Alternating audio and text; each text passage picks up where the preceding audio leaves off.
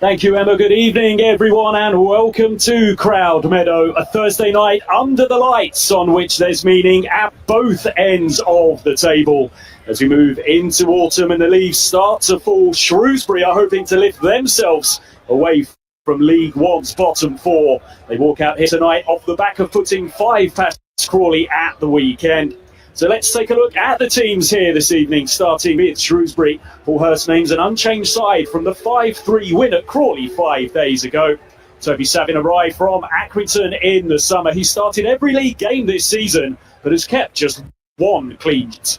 The third successive game with a back 3, which has so far helped bring Shrewsbury 4 points, as many as they won in their opening 9 games. But since the switch, they have also shipped 5 goals.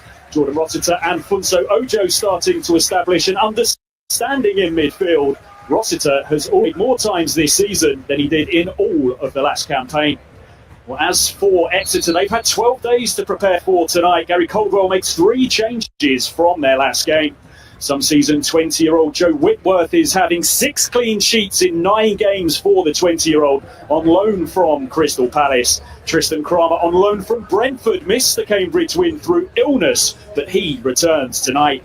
Ryan scored his first goal in 7 years against Cambridge and tonight returns to the club with whom his career began. Kamari Doyle comes into the side in place of Jack Aitchison. And there's a change in attack as well, with Sonny Cox brought in. Josh McGuinness drops down to the bench.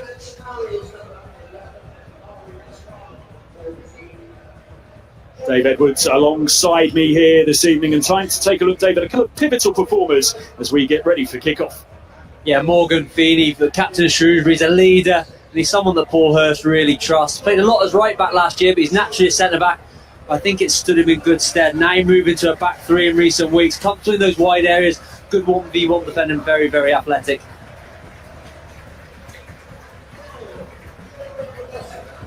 And for Exeter, Ryan Woods, a player that Shrewsbury know really well, had some successful years here. He's integral to the way that Gary Caldwell's team plays. Will look to get on the ball at every single opportunity. Links play, excellent technician. And Gary Caldwell even got him scoring goals as well last time out, but he'll be very important to the way this side plays today. It's a heck of a goal from Ryan Woods last time out. It is Big night as well for Gary Caldwell, his 100th game in charge of Exeter. Paul Hurst, well, he came here to steady the ship last season. He did just that. Now can he start to move Shrewsbury up to fight for a higher position in the League One table? But Shrewsbury looking to leap out of League One's relegation zone, hoping to string together successive league victories for the first time since February of last year. Exeter looking to move right into the playoff pack. They can move into fourth with victory tonight, and they come here having not conceded in 7 hours and 30 minutes of football. A chance tonight for them to seam together 6 successive clean sheets in all competitions for the very first time in their history.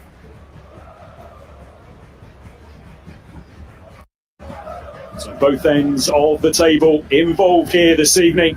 Exeter have been so difficult to break down this season. Shrewsbury finding the goals finally at the weekend. 5 they put past Crawley. Is an interesting game we've got ahead of us, Dave.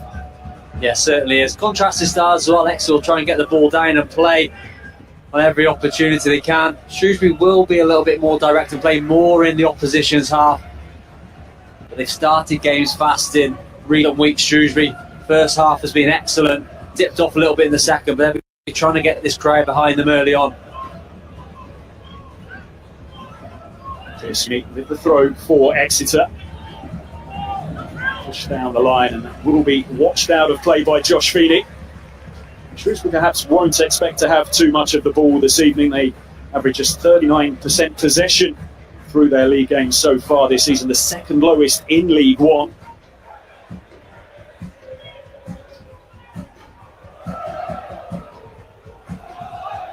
Goals have been going in at the wrong end for Shrewsbury too much this season. Most goals they've conceded through their opening 11 league game of a campaign since 2002.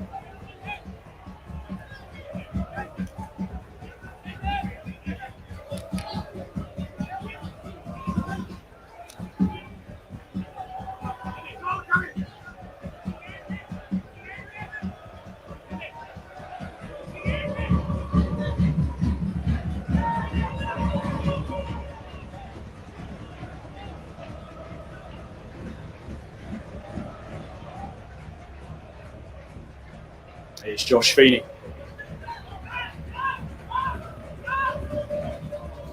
Shrewsbury really using the full width of the pitch. You look how wide both centre-backs are in the Feeneys. Josh Feeney on the left and Morgan Feeney really hugging that right touchline. Allows Alex Gilliard to play up higher up the pitch. Mal Bennin high and wide on this left-hand side. It's expansive from Paul Hurst's team. Emptying out the middle of the pitch, trying to play round the Exeter press. We saw at one point in Shrewsbury's warm-up, they were going through a few drills as a back four. We wondered if that was just kidology. Of course, they did make the switch to a 4 at the weekend when they went 2-1 down. Paul Hurst says he's fed up of talking about systems. He's been questioned about whether they would be and have been better playing as a back 3 on Ciala. Robust defending from him, of course, a player Paul Hurst knows very well indeed. Long ball sent forwards. Touched out to this near side to find Benning. Space pass from Mojo. Exeter on the ball with Ali. He's got too much ahead of him, but he pushes it out to the left. A chance to progress here for Niskanen.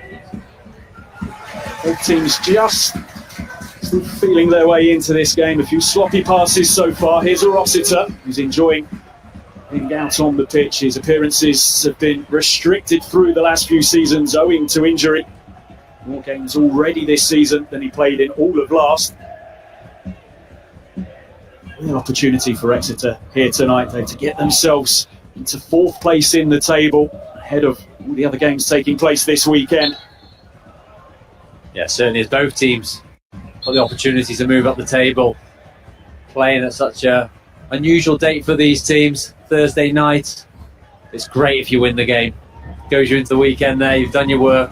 On the flip side, if you lose the game, you watch all the other teams in and around you pick up results the weekends, it becomes increasingly difficult. But Exeter are absolutely flying this season under Gary Caldwell. They play some really nice stuff. This is what we'll see from them, moving the ball around the pitch, confident possession, lots of movement, especially the players at the high end of the pitch. Here is one of them, Ali, just clips the ball in towards the first post, but it's sent back from where it came. Ali again.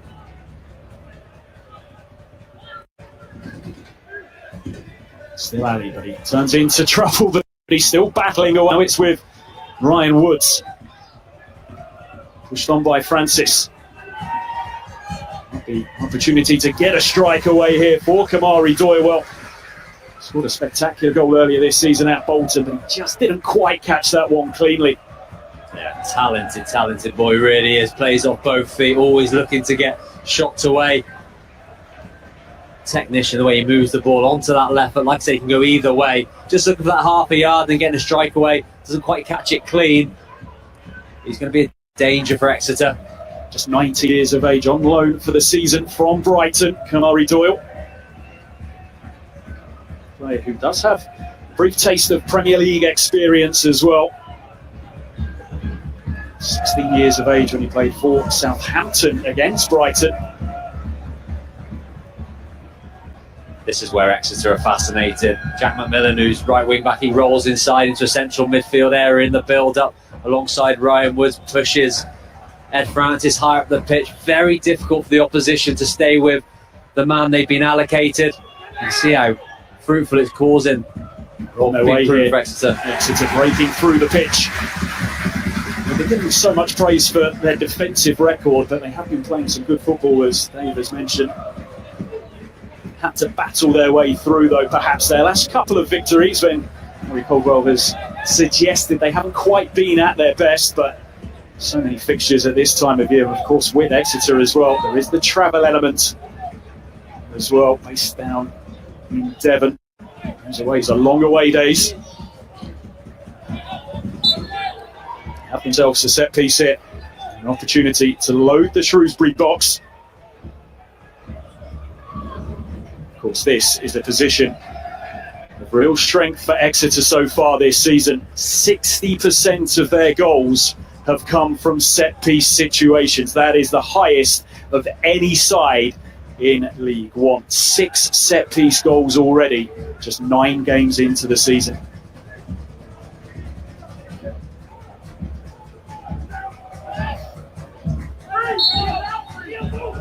Well, this one, Jordan Woods moves it on quickly. The ball towards the back post. It's just too high for Tristan Kramer. Kramer back in the team today. Missed the last game against Cambridge through illness. He takes Gary Caldwell at 3:45 in the morning of the game to let him know. He's a player that's really impressed since arriving at the club on loan from Brentford. Played at this level last year for Bristol Rovers as well.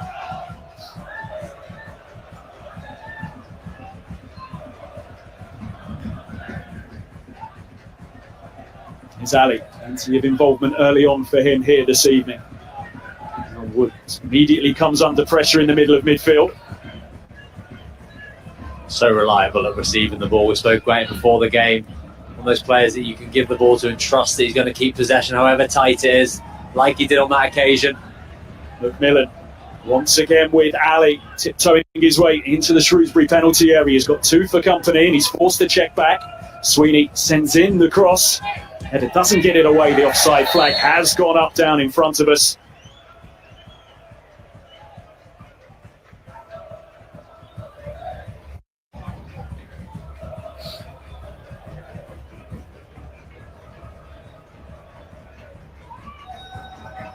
It's been a struggle so far this season for Shrewsbury. 4 points picked up in their last 2 games, which is as many as they picked up through their opening 9. Tonight looking to win successive league games for the first time since February of last year.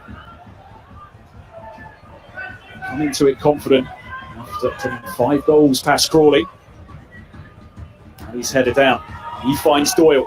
And Ciala steps in. Set out by Rossiter. Ojo to Ciala, turning into trouble.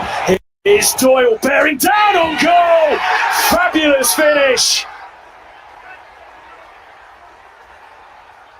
Another example of the brilliant talent of Kamari Doyle. Shrewsbury creating their own problems, and they are punished to the maximum. Exeter strike first. They lead through Kamari Doyle's goal. A great start for Exeter, really is, but Shrewsbury in complete control here as the ball goes back to Enciala. Comes back inside into the numbers, and Doyle has read what Enciala is trying to do. He's got nice and close and nicked the ball, and from that moment on has to remain composed and calm. He does just that. It's an excellent finish. It really is, hard and low across Toby Savin. There's absolutely no chance. Enciala will be so disappointed. Paul Hurst will be furious, gifting Exeter the lead, but do not take anything away from that strike. What a hit from Doyle. Gary Caldwell delighted. A wonderful finish from Kamari Doyle, his third goal already in the league this season, but Shrewsbury only have themselves to blame. It is another example of Exeter putting themselves in good positions in games. It's the 8th time they've scored the opening goal so far this season, and that is the best record in League One. Shrewsbury, though, looking for an instant reply. Now Exeter looking to break forward. Niskanen.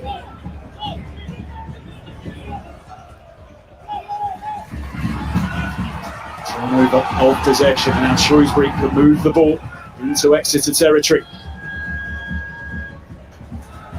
Plenty of players coming forwards here as well. Low ball in towards the front post, but Piers Sweeney sensed the danger. He only gets the ball half away. Feeney. The way back to Enciala, who made that mistake, which led to the Exeter goal. Josh Feeney, now Benning.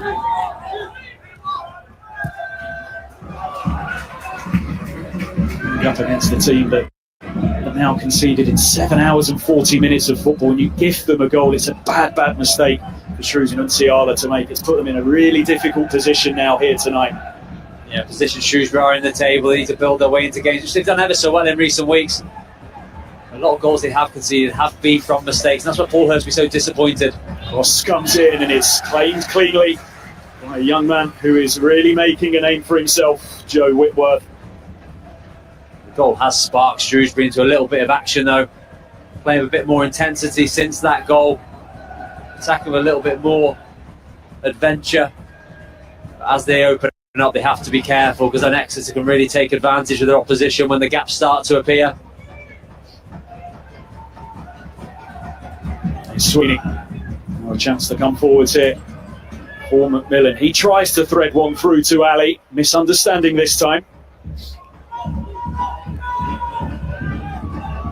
Shrewsbury perhaps coming into this game as confident as they've come into any game so far this season, despite the opposition, because of the way they dismantled Crawley at the weekend. But it's a poor start from them.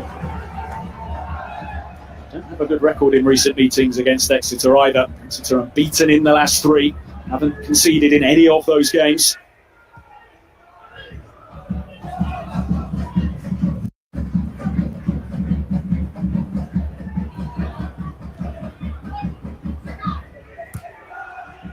Sweeney looking to find Ali in the race with Josh Feeney. Work by Ali. He's had a bright start to this game, but impressive defending as well from Josh Feeney. Possession picked up by Ryan Woods.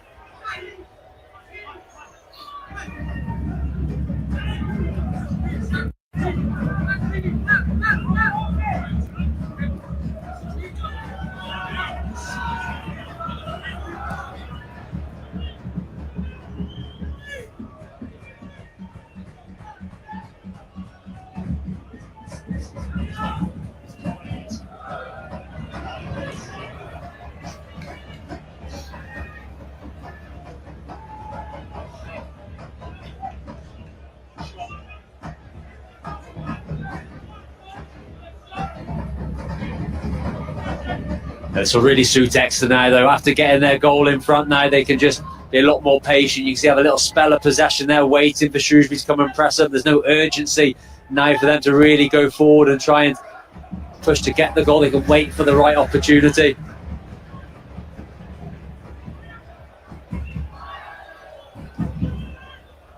Well, an unchanged team tonight for Shrewsbury, but they are the side which made the second most changes to their side in League One this season, but Paul Hurst obviously happy with what he saw just 5 days ago. Now Benning, spoken recently of his frustrations at how the season's begun, but does the crowd have to stick with the team?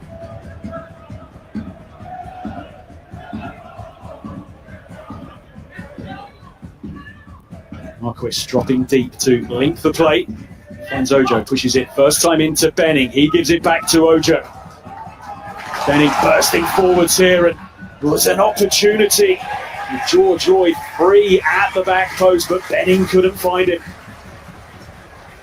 Yeah, it's nice stuff from Shrewsbury. Best football of the match from them. Ojo at the heart of it, linking up with Benning. Sets him free. Support ball from Mal Benning. But fortunately for him, Joe Whitworth just lets it slip out of his hands, which is very much unlike him at the moment. It gives Shrewsbury an opportunity to get a ball into the box. Shrewsbury had success in these situations as well so far this season. Potent threat from corners. In it comes here. Ball bouncing around in the box, and Ciala tried to turn it towards goal, but Exeter getting bodies in the way. Now Ali looking to carry the ball forwards. He finds Doyle, one touch, and he looks to burst in behind, but breaks down for them this time. Well defended by Alex Gilead.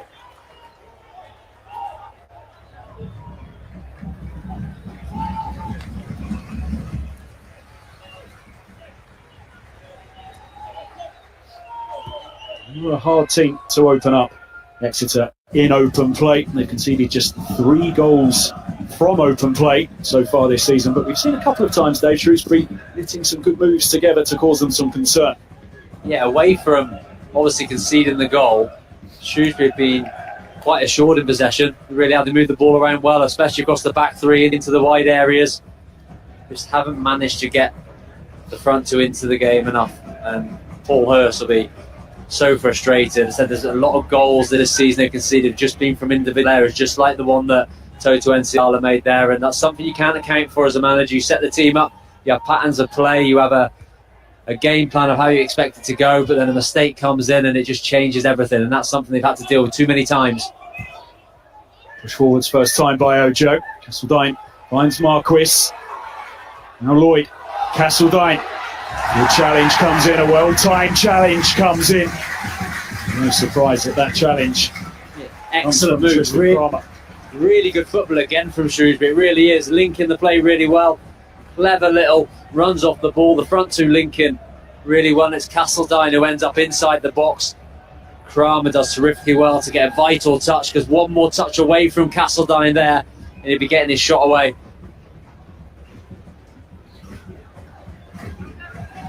More defending for Exeter to do. Benning's ball towards the back post. Feeney rising.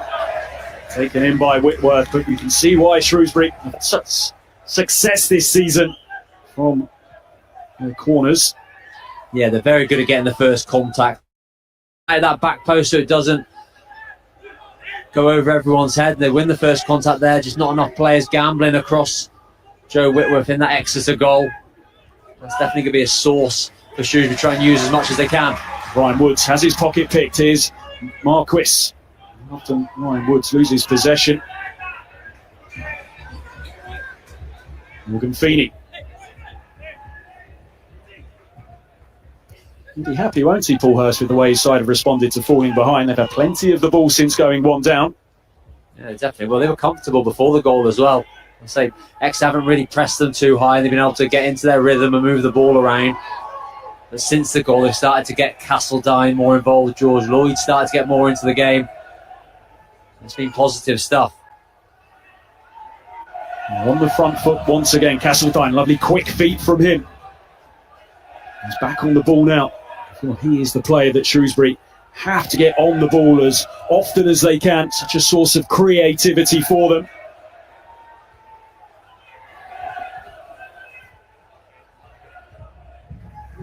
As you can see from these statistics, these numbers, Dave, that backs up the points we were making. It's been a good response from Shrewsbury. Yeah, it really has.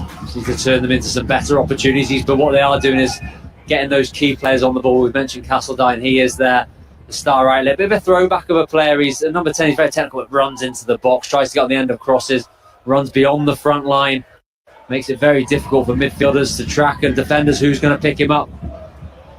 Chance to advance it for Josh Feeney. Ball into the box. Kramer reads the situation, but he really clears it half away. Now Rossiter.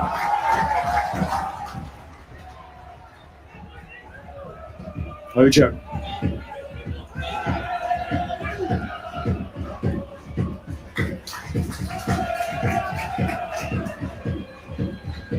Shrewsbury happy to be patient. Ball back with Musiala. Now Ojo. This time they go direct. Marquis is the target. He looks to bring it down. Backing away. Castledine, first time, lays the ball left to link up with Gilead. Now Castledine almost on the edge of the area. Just sneaked away from him, and now Exeter perhaps can look to counter. Ali. Again, lovely footwork from him to skip away from Gilead, who nibbles away, but referee happy with what he saw. Yeah, it's good work by Gilead to win the ball back, because just for a moment Ali looked like he's away. It's a ball really lovely when he did get it. Ali just sucked in the tackle, took it away on the last touch, but Shrewsbury recovered well and they're starting their attack again.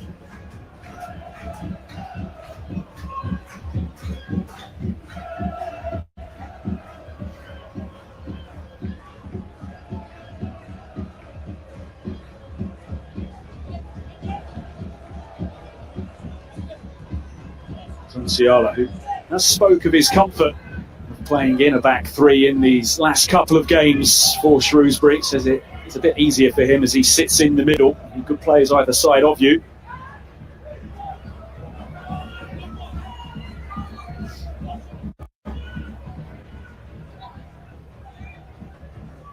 Musiala launches it long, just drops it into that space behind Niskanen. Turns to hook it half away. Ojo with the header.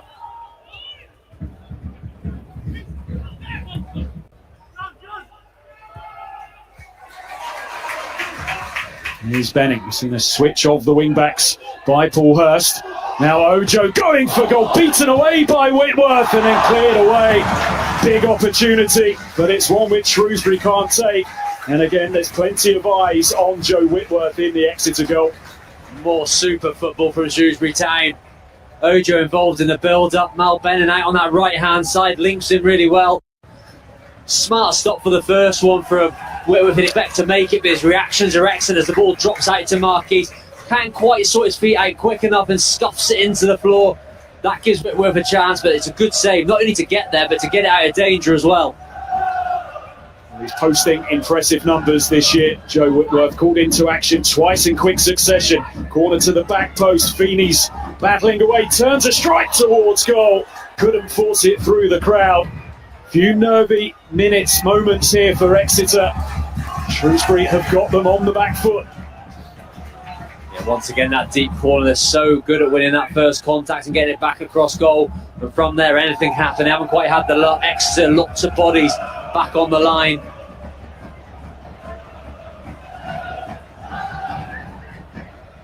Several chances in succession, but Shrewsbury haven't been able to take any of them. Strong challenge goes in on Doyle. The referee had a clear view. Shrewsbury are going to have themselves a throw, and they're going to try and get on with things quickly. Marvin Benning, who's now back on this left-hand side, was just told to walk back a few yards.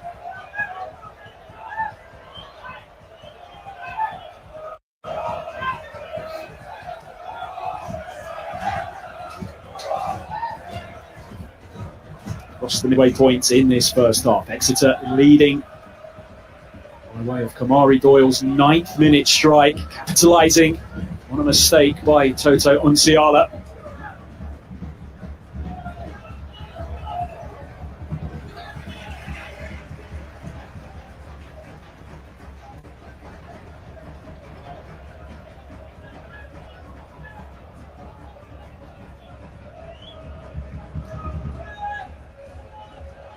Whitworth put under pressure. How about that?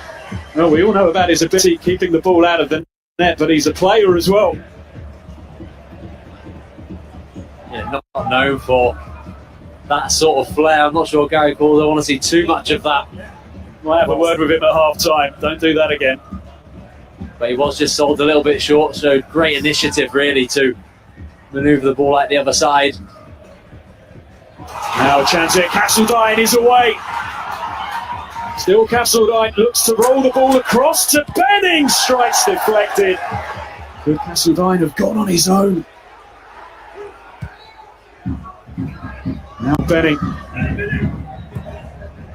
Deep delivery comes in. Again, it's another Shrewsbury chance again. They haven't made the most of it, but they'll have a free kick here in a prime position right on the edge of the Exeter City box. Exeter living dangerously. Shrewsbury have been so impressive, they really have, since the goal.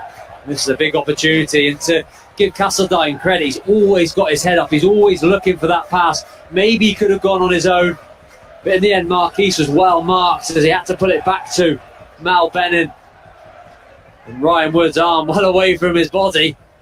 Catches on him, it is close range. Very few appeals from the Shrewsbury players there. Free kick now.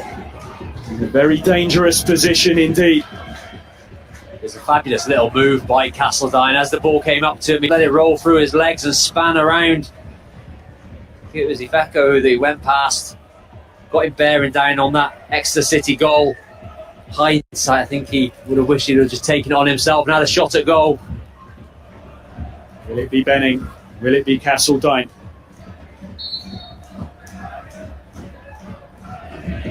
Will be Malvin Benning, but it's a whisker wide of goal, and there was a few down below us who thought that one had snuck in, inches away from an equaliser. Yeah, he has scored from this area for Shrewsbury Town before. Gets it up over the wall, good trajectory as it nips down towards that near post, skidding off the surface. I think Joe Whitworth does have it covered, knows his angles really well, pulls his hands away at the end.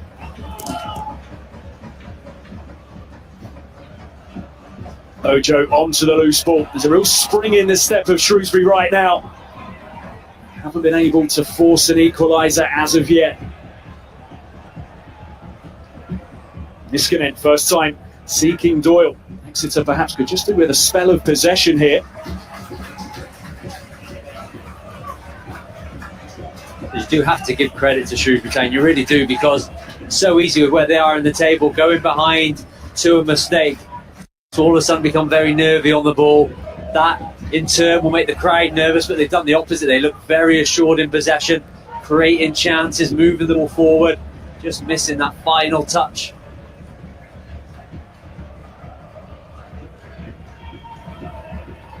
Francis helps it on, but possession back with Shrewsbury. The traffic is one way in this game right now. Shots raining down on Joe Whitworth's goal.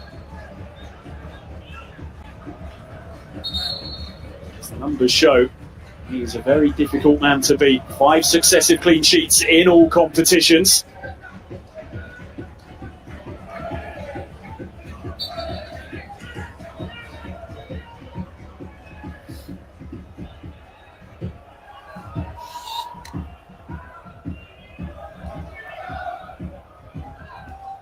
Very watchable game here at Crowd Meadow.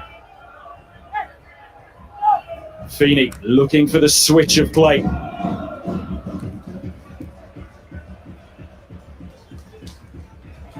Uses his body so well, Ryan Woods, of course, a former Shrewsbury player, began his career here. Was linked with the return as well before he made the move to go and play his football for Exeter. Always offering himself for a pass, isn't he? Yeah, very brave in possession. I believe that's the hardest thing to do in football. Bravery is sometimes known as being physical and tackling, but having the bravery to go into difficult areas and link play. Ali making his way towards the Shrewsbury penalty area, clips in the cross. Slip from Woods, and it opens up the pitch here for Castledine, who had a heavy touch. Strong challenge comes in from Iveco.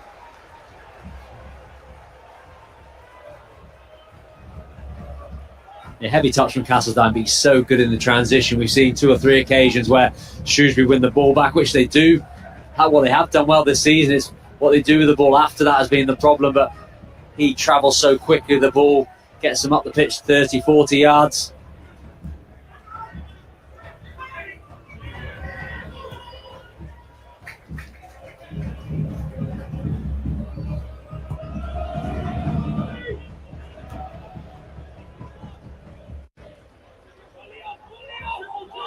Go under pressure from Castledine, uses his body well. David Rock, the referee, awards a free kick to Exeter. Castledine not happy with the decision.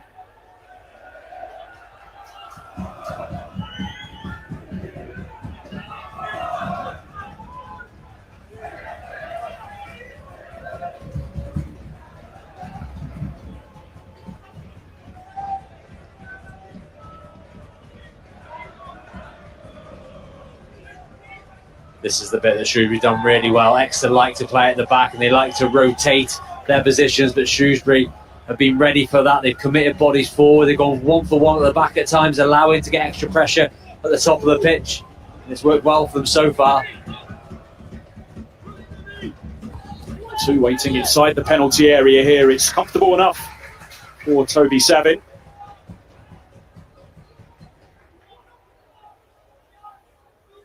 Despite the fact they have been on this really impressive run, Exeter, Gary Caldwell, honest enough to say after their last game that they've been dicing with death at the moment, but he's so happy with his players, the amount of effort they're having to put in game after game after game, and there's a concern here. John Lee Ifeko down right now.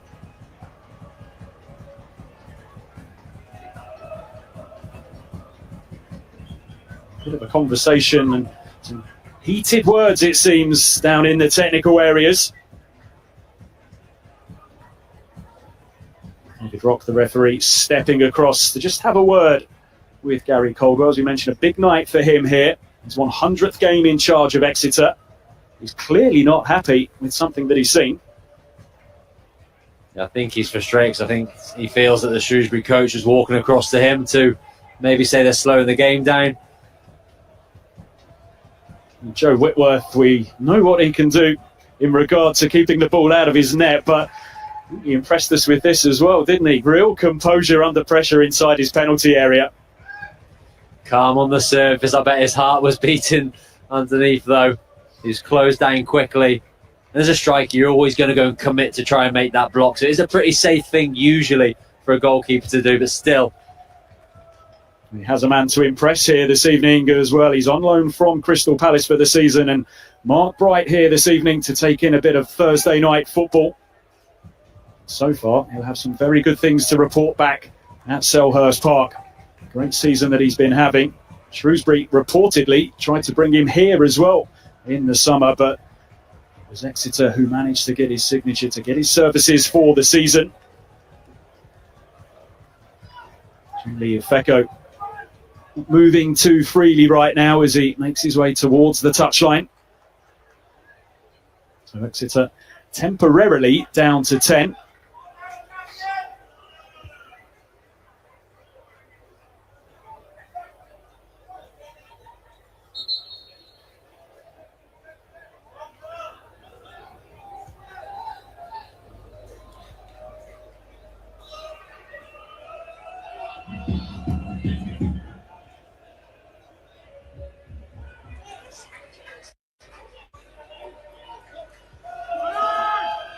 Will that break in play perhaps just slow down a bit of the momentum that Shrewsbury had found since falling behind?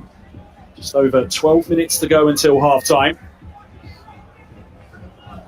Marquis again showing that he's happy to drop off and link the play. Just caught there by Sweeney.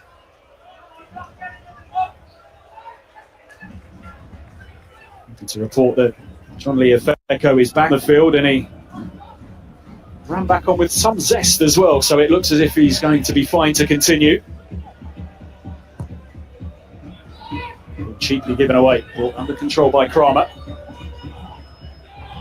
Woods on to Francis. Francis just clips the ball on. It's a well-weighted pass, and it might just lead to something here for Exeter. The shot blocked by Feeney. So line on to the loose ball. Doyle. His goal separates the two sides.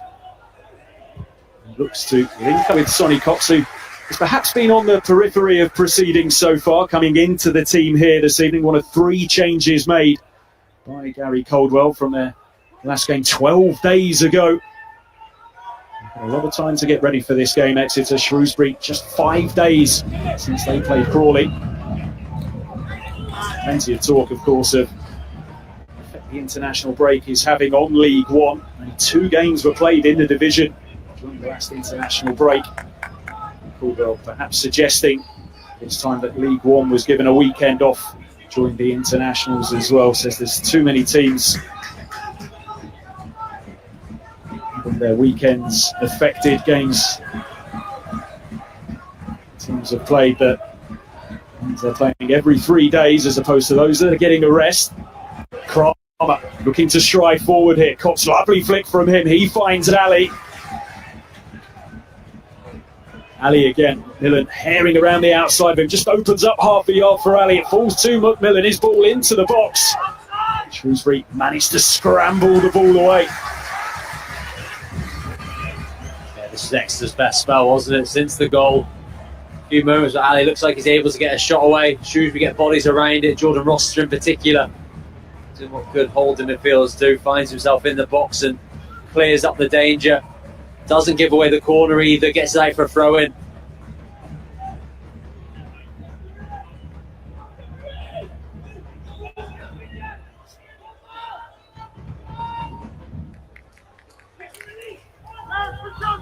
Well, the football just keeps on coming on Sky Sports. How about this for a game? Tomorrow night, Ellen Road, the venue, Leeds against Sheffield United. Saturday, Oxford United having a decent season in the Championship, taking on West Brom.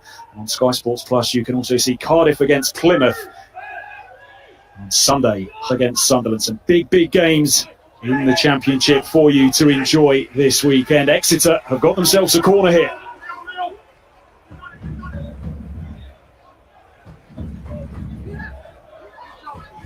Come the big lads. Kramer, Fecko. They tend to like to drop the ball, Exeter, right in front of the goalkeeper. 50% of their corners this season have seen the ball dropped right into the centre of the 6-yard box. Some difficult moments to navigate here for Toby Savin.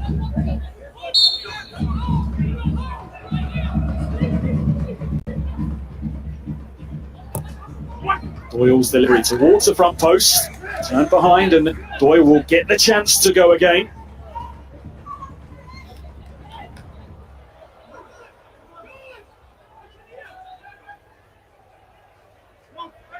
Exeter just taking their time, trying to take the sting out of the game a little bit. Shrewsbury were definitely in the ascendancy before that. Ifeko injury where he had to go off for a few minutes. Reminder as well that Exeter 6 set-piece goals already this season. This is a real strength to their game. Hush falls over Crowd Meadow as Doyle swings it in. It's the front post delivery yet again. And it's a delivery that Shrewsbury are able to deal with.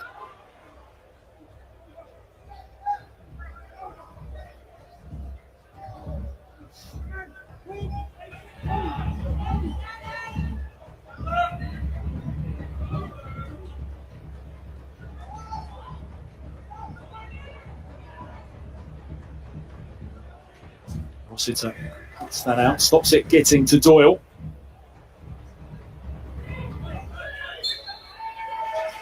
Kick to Shrewsbury for the challenge on Ojo, but as you were saying, David, Exeter doing what they can to slow this game down. Yeah, just trying to upset Shrewsbury's rhythm. Roles have been reversed a little bit. We expected Exeter to be the team who getting the hand on the ball, playing quickly, trying to enjoy possession, but the goals changed their approach to the game. They're happy to sit back a little bit and just let Shrewsbury have the ball, trying to slow it down at every opportunity.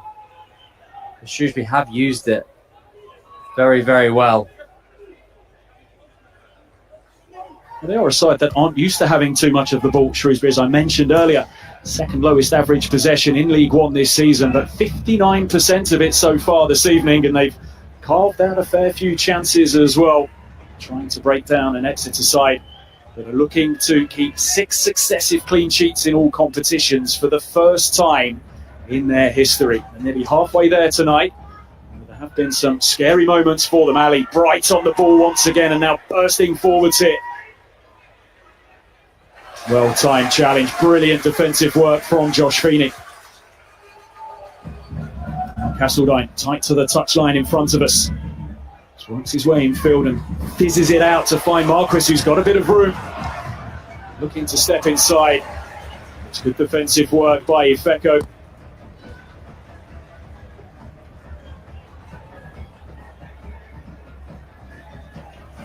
A lovely pass by Leo Castledine. He really is at the heart of everything that Shrewsbury are doing in a positive sense as they go forward.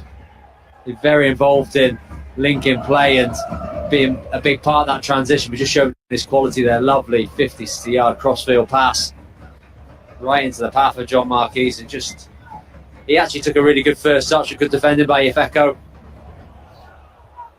Ball threaded forwards, and here's Ali. Looks to just centre it. Comes back off Benning. Really have anybody up there with him. Milenek Ali. He's been impressive so far tonight. He's been a real threat for Exeter. He has. Very strong as well. Previously received the ball and just really pushed his shoulder into Mal Benning. Physically too strong. Makes good runs. Just his end product so far, which hasn't quite been up to the standard he would like. Player that's made the step up from non-league football, having joined Exeter from FC Halifax Town at the start of this year. Now some room for Benning to move forward into.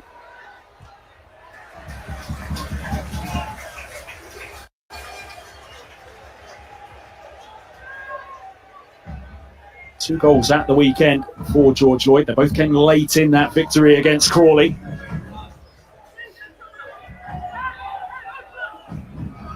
Three goals in his last 4 games. We find another here this evening as Shrewsbury look to find a way to level in this game. Here's Benning. Now Castledine takes one look at goal and tries his luck, but it's cleanly taken in by Joe Whitworth. But it's another attempt at goal for Whitworth to deal with, and there's been plenty of them so far here in this first half. Yeah, it's Castledine again, picking up a good pocket of space, very positive. He's looking to get his shot away as soon as possible. It's a good hit, it's a comfortable save for Whitworth. But more positive things from Shrewsbury.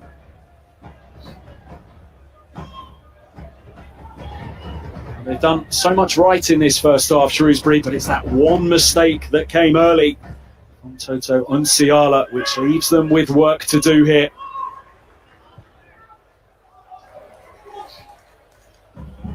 Rossiter would straight onto him to win possession back. Incredible to think the goal that Ryan Wood scored at the weekend. Such a sweet strike, and a player that technically is so good. It was his first goal in 7 years. Yeah, wonderful footballer, but maybe, as his captain Pierce Sweeney alluded to in the press afterwards, it's probably the furthest it's been up the pitch in 7 years as well.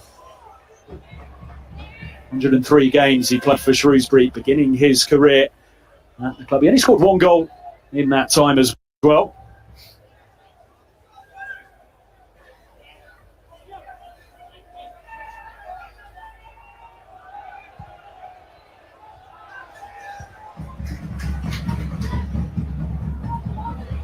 Benning with a decisive touch in field. He's got Lloyd to his left and he finds him now.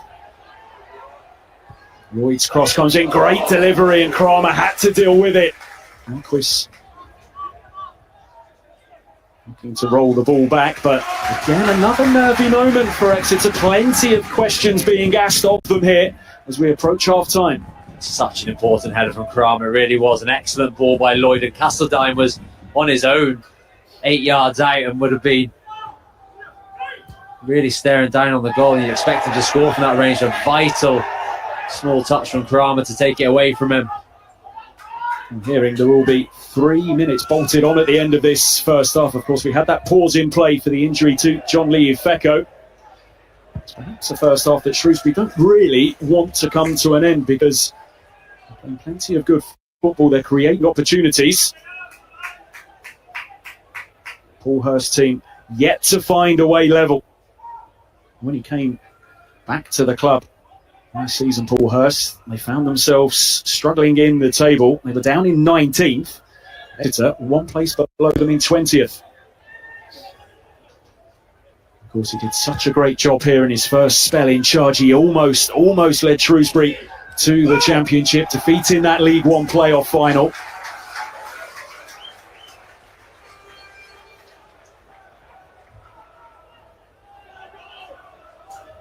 It really was a special season for Shrewsbury Town fans.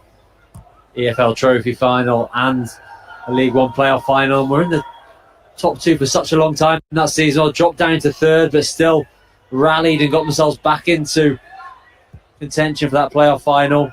Just one game too far in the end.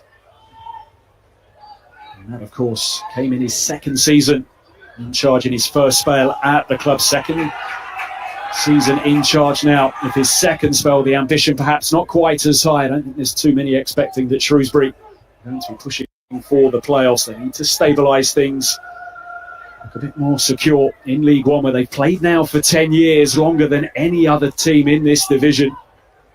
As I mentioned at the top, Exeter, they've never played in the second tier. They're hoping to write history this season, and they're hoping that they could be in for a second hit. Niskanen threads the ball across. Vital intervention comes from Josh Feeney. Milanek Ali waiting to pounce. Confirmation of those 3 minutes added on at the end of this first half. Josh Feeney's another one who's had an excellent first half. He really has been excellent in the tackle. Ross fizzed in, but it was too high, too far away from George Lloyd.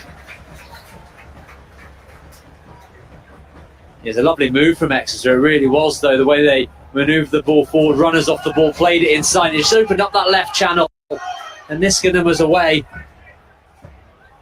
And it's Josh Feeney who's recovering there. He's always looking over his shoulder, see where Ali is. Important block. Really been a positive first half from the Aston Villa youngster. He's just 19 years of age, Josh Feeney. From Aston Villa, as Dave said. Player. Some important involvements in the game so far this evening. All threaded through by Marquis. Chance here for Rossiter. Whitworth again keeps it out. And Exeter managed to clear the ball away. This goal will just not come for Shrewsbury. They cannot find a way to beat Joe Whitworth. The movement off the ball has been excellent. Runners in beyond the front too. Beyond Lloyd, beyond Marquis, gives them option. It's such a clever ball from Marquis because the pass really isn't on, but he finds a nutmeg. Excellent first touch as well from Rossiter. Lovely touch by Castledine. Marquis looked to roll the ball across the box. Guess who's there? Reading the danger. Ryan Woods once again.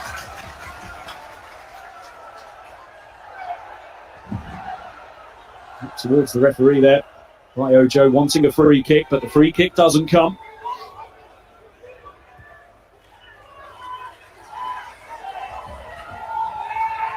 They find themselves behind, but you would imagine Paul Hurst, the message at half-time would be more of this, more of what we've seen since that goal came. Yeah, this will be right up where the best that Shrewsbury performed this season. They find themselves behind. That's the way it goes sometimes, but they play such good football. There's Rossiter who found himself in the box, but look at this pass from Marquis. Little nutmeg. First touch is really good to take himself away. On his weaker foot, just looks to get the shot away. Strikes it true, but it's too close to Whitworth, and once again it's a good save by the Crystal Palace youngster. Good reaction as well from Niskanen to clear it. Save after save after save for Joe Whitworth, who's made more now than any other goalkeeper in League One this season, as the clock ticks towards half-time here at Crowd Meadow.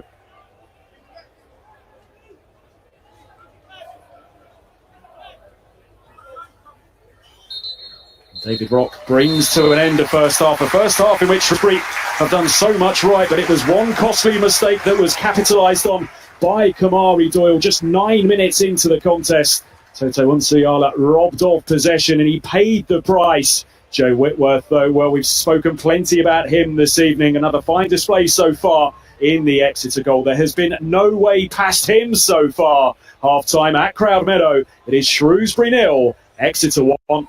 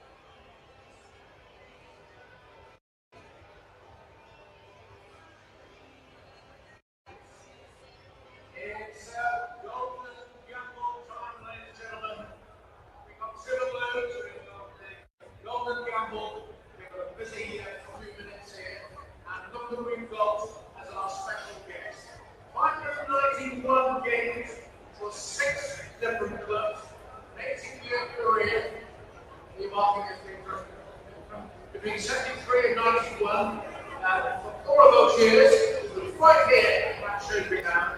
It came from the first, I think, community of the town until his retirement in 2015. Here he is, ladies and gentlemen. He's here. He's still walking. It's Brian Williams, ladies and gentlemen. Welcome, Brian.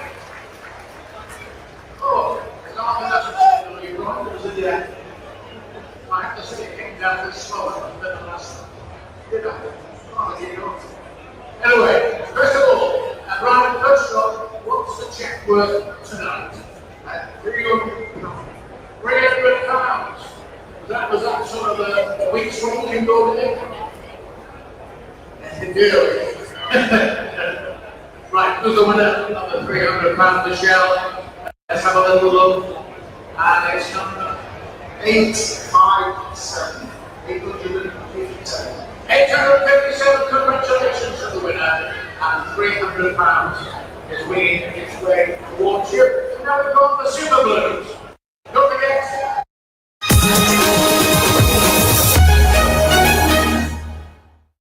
It's a big one tonight because the first number out is £500. And your bonus. Right, come on then, Brian. Alright. What can I say? Now here it is. Somebody's going to win £500. 298. 298. And we can tell you in an instant who 298 belongs to. Mr. M. Davis, congratulations to Mr. M. Davis. 500 smackers. £200 now, right? Not to be sniffed at. It's a rounded rings.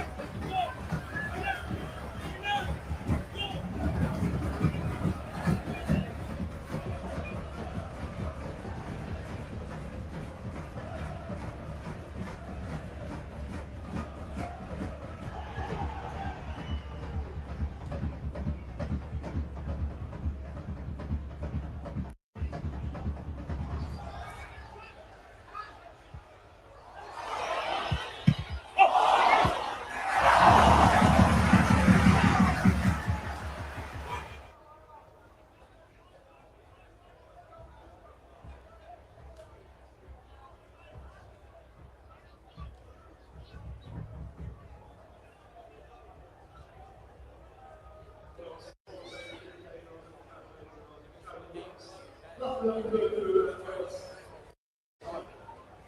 how can people help you and get in contact with you? I know you can raise a lot of money for mental health in the game. Yeah, that's right. It's a knowledge that put the big sale in the country. It's one of the ways where it's local. It's made by those who can visit the website, SHREWSBURY.com.uk. It's up on the journey, it's around TikTok, SHREWSBURY. Fantastic. Can you give any advice to our strikers tonight? A goal. That's the important thing. Well, two goals, probably. Well, what are you going to do? The ball in the middle, or are you going to So about the sprinkler. well, don't worry about the sprinklers. Keep the ball there. Raise your send a nice warm welcome to Jake. Rosa.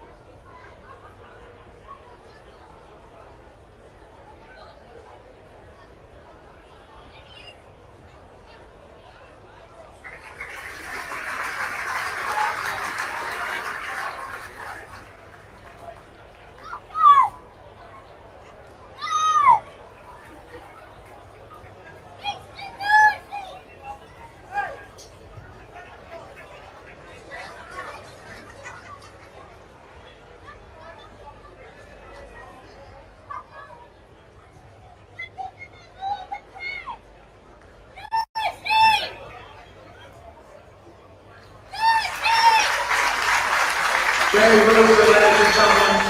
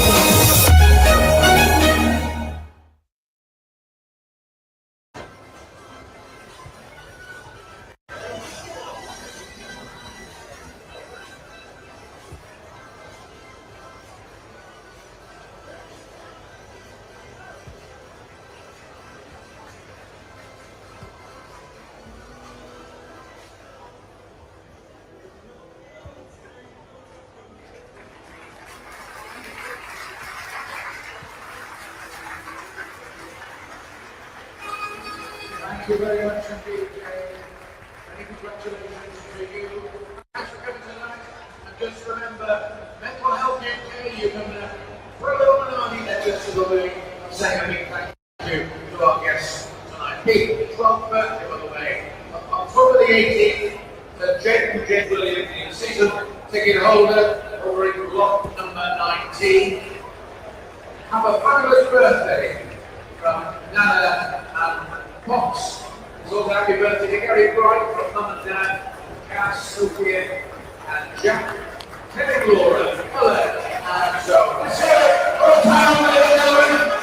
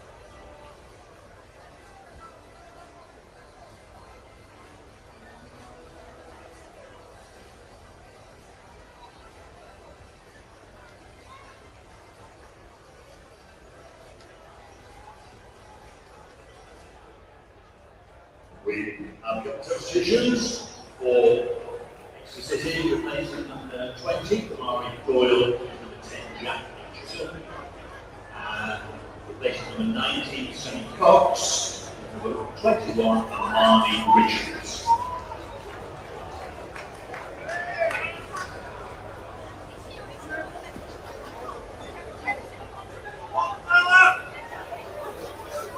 Thank you, Emma. Yes, a double change here at half-time for Exeter. Jack Aitchison and Josh McGuinness, the two players being introduced to the action. And Josh McGuinness, so keen to make an impact on the game that he's just going to be pulled back here. False start at the start of the second half, but we're underway now.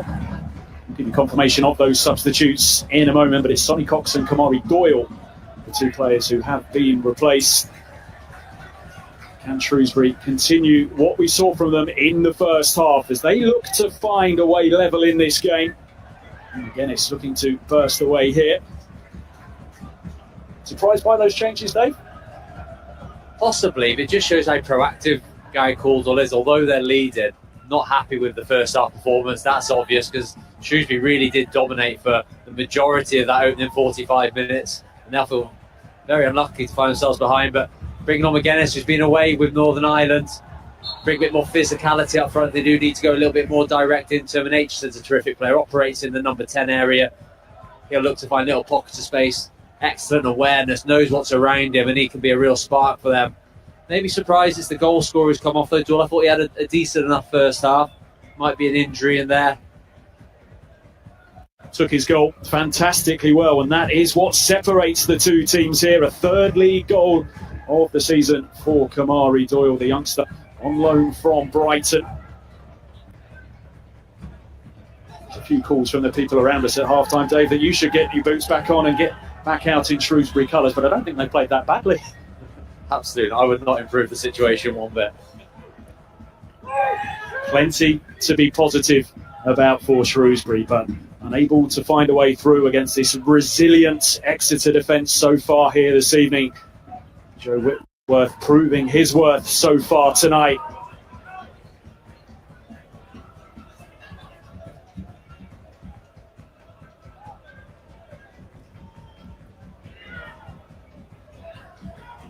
It's now 8 hours and 16 minutes since Exeter last conceded a goal in all competitions.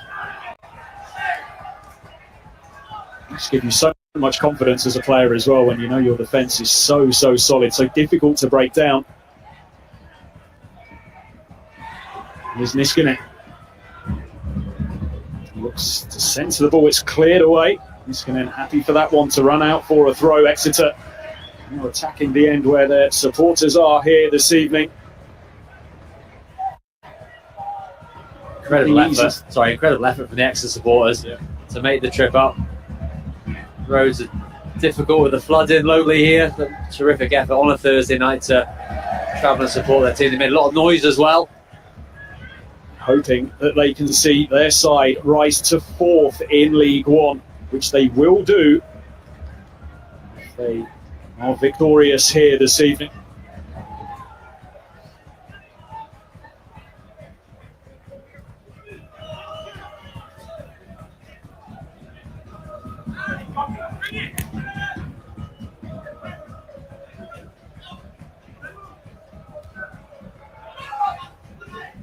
Down by Woods. Now McGuinness. Be a good battle between him and Unciala. McGuinness's ball into the penalty area, cleared away once again by Josh Feeney.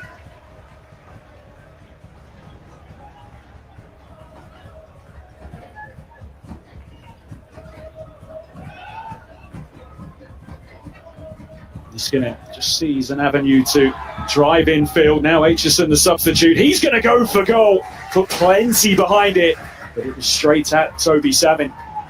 Yeah, I spoke about his awareness, knowing where people are on the pitch. Aitchison just finds that half a yard, shifts it quickly onto his right foot. It's a good effort from the substitute. His last league goal came in this fixture last season, a 3-0 win for Exeter. We had the same referee that night as well, David Rock, who sent off Jordan Shipley just 6 minutes into the game. Jordan Shipley, who's currently out injured right now for Shrewsbury, their second top scorer last season. Hoping that he won't be out of action for too long.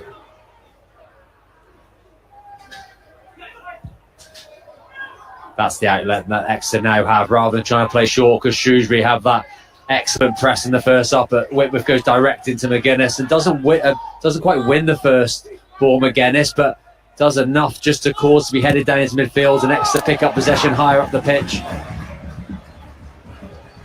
He's been honest enough, Gary Caldwell, to admit that his side have been hanging on in some of their recent victories, but so much praise for his team in being able to do so. And if you want to win promotion up to the Championship, they're going to have to show plenty of resilience through what is, of course, such a long season. Good push forwards, clever movement from Lloyd. Kramer again just exudes confidence, doesn't he, at the heart of that Exeter defence. Niskanen into Aitchison. He's happy to ride a challenge or two, and he threads the ball through here, looking for Ali. Flag stays down initially, but now it has been raised over on the far side. And once again, it's Aitchison who finds a space, receives the ball in tight areas, knowing which way he needs to move with the ball. He sets up that attack, but good line from Shrewsbury, very brave.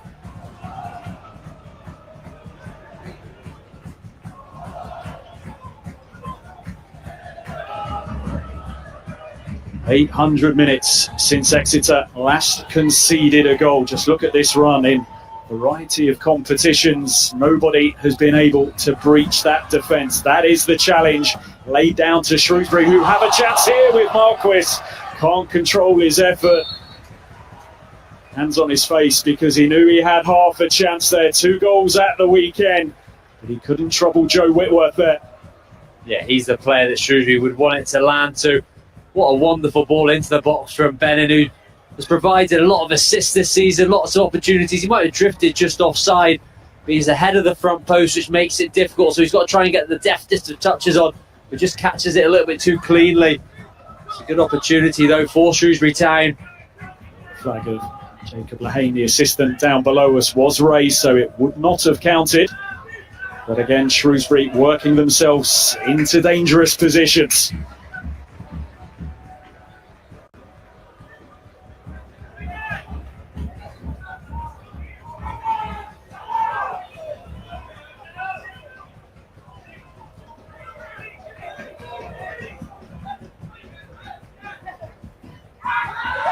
Marquis caught there by Niskanen. The referee, David Rock, had a long look at that. Took his time, the referee, awards the free kick, and Shrewsbury players not happy, charging towards the official. Marquis down in some distress in front of us right now.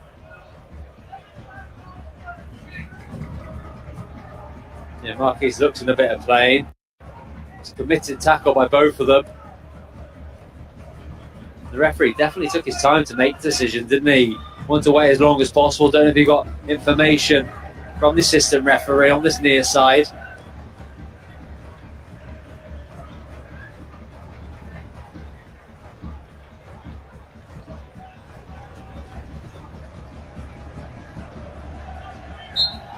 Yes, no punishment here. See, Marquis just chasing that touch. Yeah, there's nothing in it. If anything, Marquis stamps down a little bit himself on the ball. Those goals that John Marquis scored at the weekend, his first Shrewsbury goals, his first goals in 2024. 27 games he'd gone without a goal, playing for Shrewsbury and Bristol Rovers, but his side here are on the front foot. Gilead, Rossiter,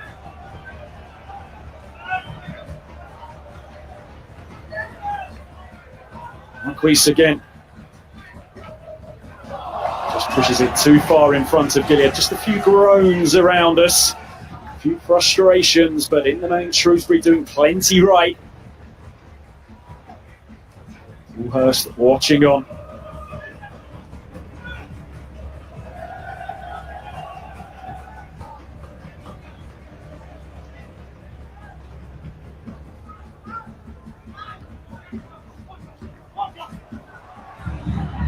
Ali on the move once again, and he gets there first, getting there ahead of Josh Feeney, but again it's a well-timed challenge by the 19-year-old. Suffered a setback quickly after arriving at the club, pulled a hamstring his first training session, but it's a huge boost for Shrewsbury to have him back fit, and we've seen plenty of his qualities on display tonight. Yeah, he's made a big difference since coming back into the lineup. Although he's very young, he plays in a very mature nature. Lots of physicality and really suits being able to defend in the channels. We've seen him do it time and time again. And he's been near perfect so far in this game. That's two, has that man. Good defensive work from Tristan Kramer. The Shrewsbury fans not happy. They feel they should have had a throw. Back in the team this evening, Tristan Kramer missed the game against Cambridge through illness. Felt the need to make Gary Caldwell aware of that at 3:45 in the morning on the day of the game.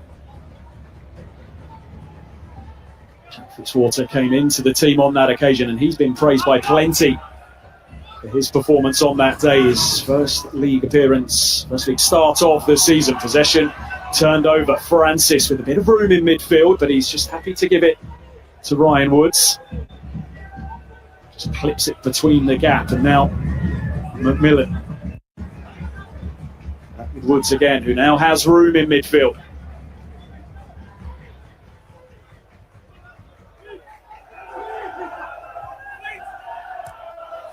Possession cheaply given away by Sweeney. Benning was straight onto it. Ojo pushes it forwards. Benning continues his run, and he's on the charge here. Heavy first touch.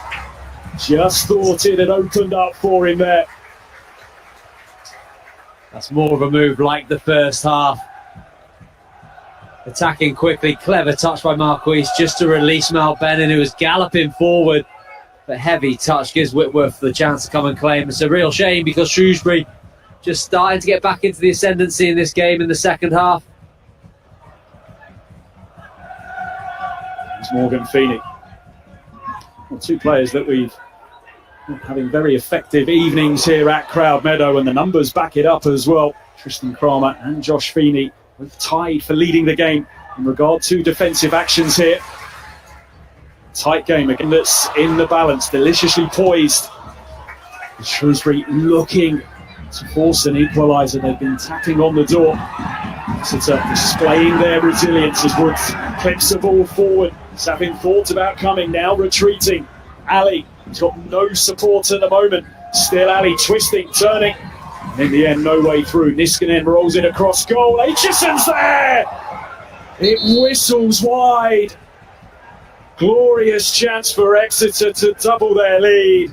But it's a chance that Jack Aitchison is unable to take. A bit too much talking taking place over on the sidelines. Yellow card shown by David Rock. Jack Aitchison knows this was a huge chance.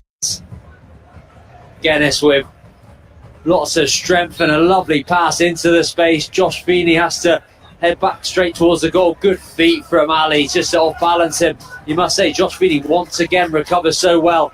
The awareness from Niskanen to spot Aitchison, and he's arriving on it. You see what he's trying to do, just big side foot. There's a big gap in the goal there. He'll be so disappointed.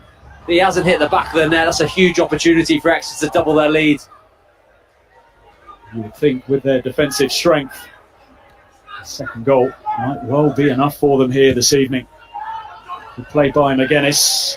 So good in that role of holding up the ball and bringing his teammates into play. And as you say, perhaps the reason why he's been brought on in this second half. Yeah, he's made a big difference. The Exeter didn't have that 8 ball in the first half. They were still trying to force it through into midfield and into the number 10 areas, but now they can miss out that midfield area and then go and link higher up the pitch once it comes back from McGuinness.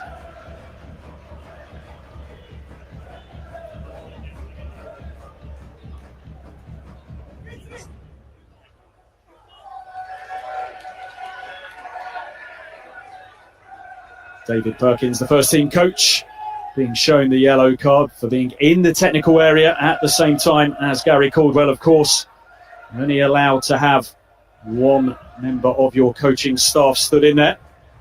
Rather popular podcast I can see being advertised in that dugout as well, David. Do you know anything about that? Very good. You must listen. Chance here is Feeney's encouraged to shoot, but he lifts his effort over the top.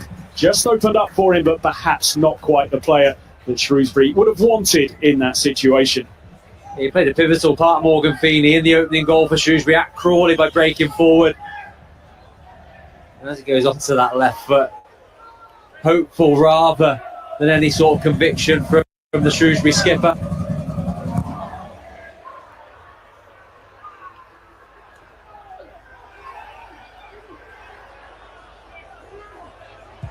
Niskanen almost stole in there, but Shrewsbury retained possession. Gilliatt.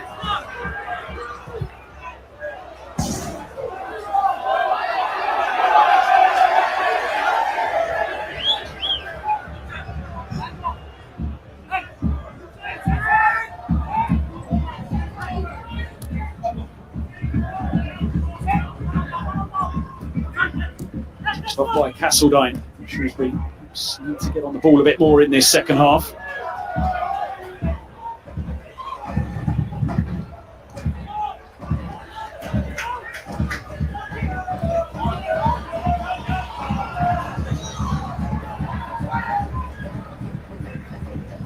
Wing backs wide once again for Shrewsbury. Ojo finds Benning. Lloyd makes his move. It's well read and well cut out by Sweeney. Now Francis able to turn. Tries to push it forward, seeking Ali, but quite the correct angle on that ball forward. You just need to be a little braver in possession. A couple of times he managed to play out and have the opportunity to try and hit a forward pass, but just reluctant to. More concerned about trying to keep hold of the football, but they're at a stage of the game where Exeter have tried to press and it's not quite working. They can maybe miss out that press into Marquis. Castledine, even Ojo's found himself in higher areas. It's been a bit safe for their passing at the moment.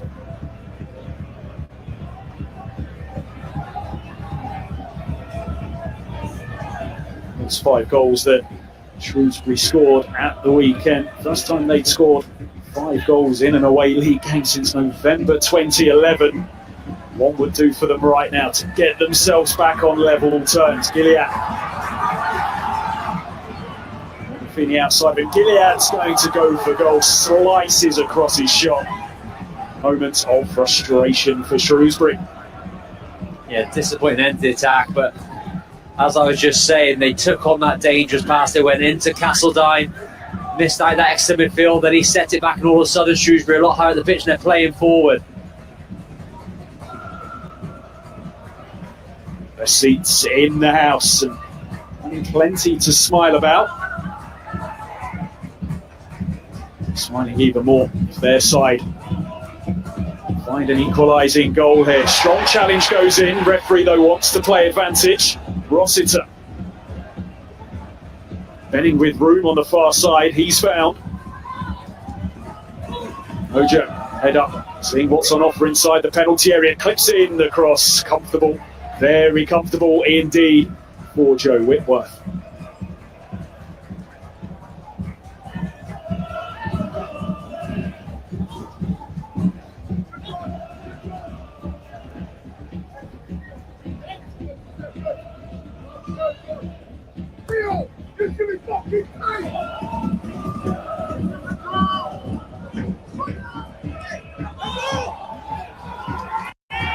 Comes off the back of Benning. Neatly worked Aitchison, who had that really good opportunity to double Exeter's lead a couple of minutes ago. Rolled wide by McGuinness to find Ali. Niskanen with his hands high at the back post. The ball comes his way. Loose touch and allows Gilead to step in for Shrewsbury.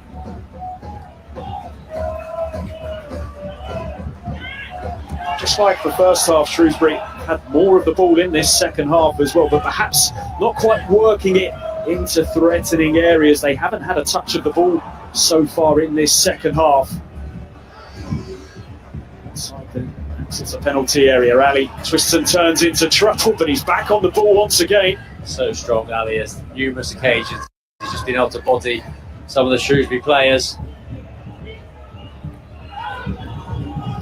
Players stacked up across the Shrewsbury penalty area here. Kramer pushes it into Aitchison, who rolls across goal. Josh McGuinness makes it 2.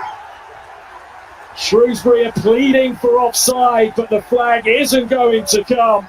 And that is the impact that Gary Caldwell was looking for from Josh McGuinness. He doubles their lead, and Exeter take an iron grip on this game. 2 substitutes combining for Exeter. Positive nature of the changes from Gary Caldwell. And this has been the difference between the two sides. In this area, the clinical nature. Aitchison with a little dart in run down the side. McGuinness might so closer, just drifting offside. But you can see the assistant ref isn't quite up with play. It's a wonderful cross from Aitchison, though. Puts it on an absolute plate for McGuinness. The simplest of finishes for Northern Irish international.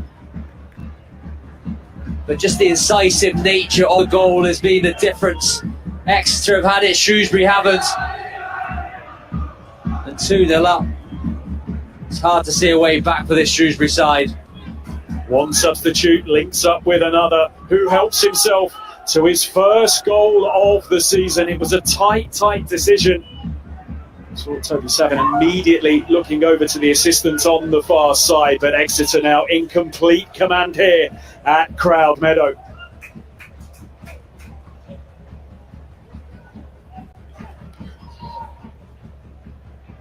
Changes about to come for Shrewsbury. Tommy O'Reilly set to come on, but it is a big hill they have to climb now when you take into account just how difficult it is to break down this Exeter defence. About 800 minutes since they last conceded a goal. Shrewsbury need something, and perhaps they need it rather quickly as well to have any chance here this evening. Such a conundrum, though, for Paul Hurst and Chris Doig about how they set this team up, because you can see how much control they've had in the game. So they put the best team out, they think, in the best shape to try and dominate the game of football. They've just lacked a little bit of quality in that final third. They're going to bring Tommy O'Reilly on, who has that quality, but maybe lacks in the other areas which have given them the dominance in the game. So it's such a fine line of which way the manager goes. Saw those Exeter supporters. They are enjoying their evening so far. As things stand, their team are heading up to 4th place in League One. Real commitment shown from them to come here this evening on this Thursday night and be rewarded handsomely for their efforts as well. Here's Kramer.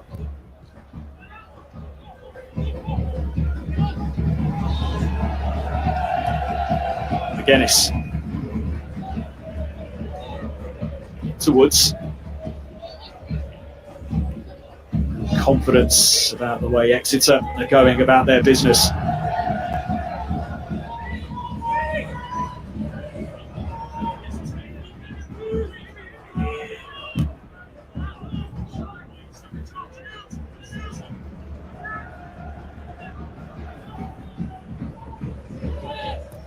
Woods just clips one down the line. Aitchison will give chase. There's been plenty of pressure as well. And Josh Feeney, and play pulled back here.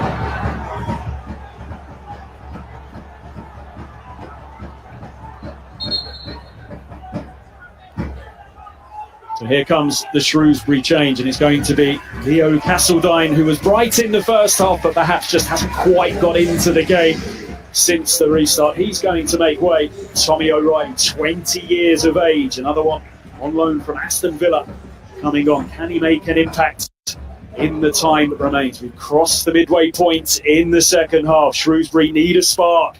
Can that spark be provided by Tommy O'Reilly?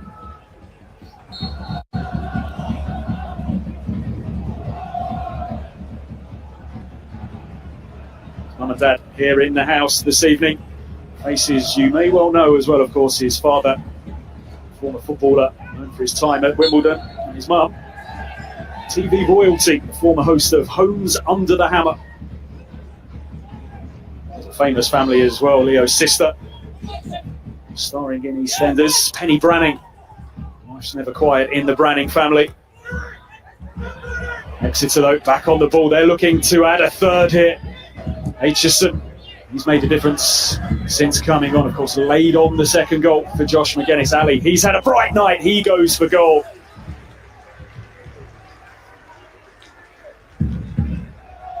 Shrewsbury just starting to look a little bit ragged for the first time in the game, and Exeter just up their intensity in the attacking third of the pitch.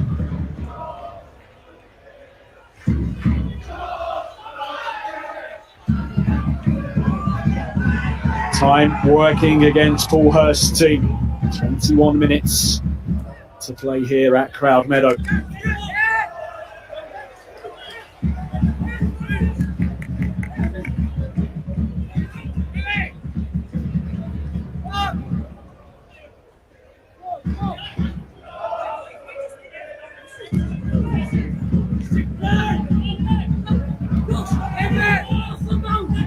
Exeter in no rush to get the game back underway. Ali flag goes up over on the far side.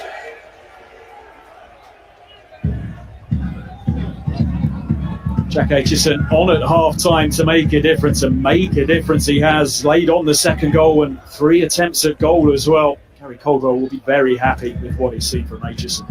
Yeah, it was a positive change, wasn't it? Because, as I said, Doyle had a decent first half. Aitchison spoke about how good he is at finding space, wonderful awareness. He's had a huge effect on the second half. The assist for the goal, getting shots away himself.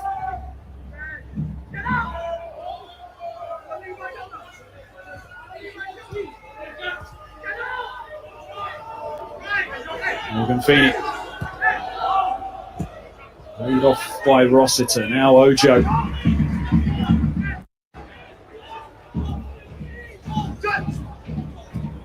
Well read by Sweeney, who steps in to win possession back, and he takes Exeter into the Shrewsbury half of the field. Ali full of running here this evening. Relentless effort from him. McMillan. And Exeter can just afford to be patient now. Yeah, we felt this in the first half, but the game didn't play out like that because of the positive reaction from Shrewsbury. It just feels that second goal's really knocked the confidence out of this Shrewsbury team, taken a little bit away from the atmosphere, and Exeter look very comfortable at the moment. Shrewsbury need to find that intensity from somewhere. He needs to get Tommy O'Reilly on the ball. He's just come on. Wonderful technician. He can make things happen. They need to try and get hold of some possession, then find him in some space. It's an Exeter side that haven't been in action for 12 days, but they're picking up right where they left off, it seems now. Was there a collision there? Jack Aitchison looking towards the referee. He feels that he was brought down inside the penalty area. Josh Feeney just turned blind, didn't he? So he's been very good, the youngster. I think Aitchison's looking for the foul. He leaves his leg there. Feeney unaware of how close he is. And he does catch him. Bit theatrical though.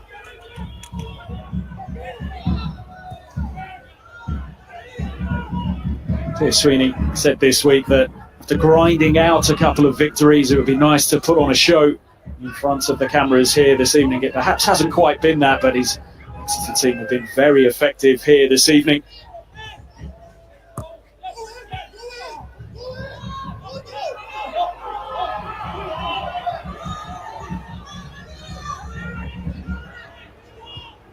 Marquise just gets there ahead of Woods.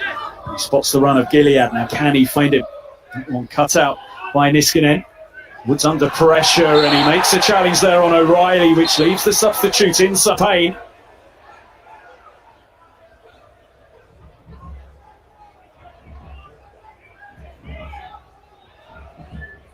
Yeah, Woods picks up the ball, but O'Reilly's positions his body. Woods knows what he's doing. He's trying to bring him down. I don't think he's trying to cause any injury to O'Reilly. But a bit of a sore one as his knee really went underneath his body.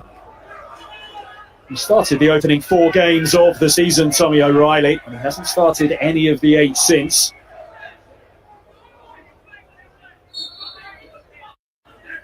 Been Benning over this set piece.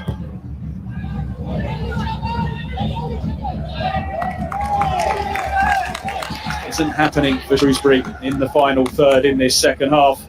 Haven't created too much.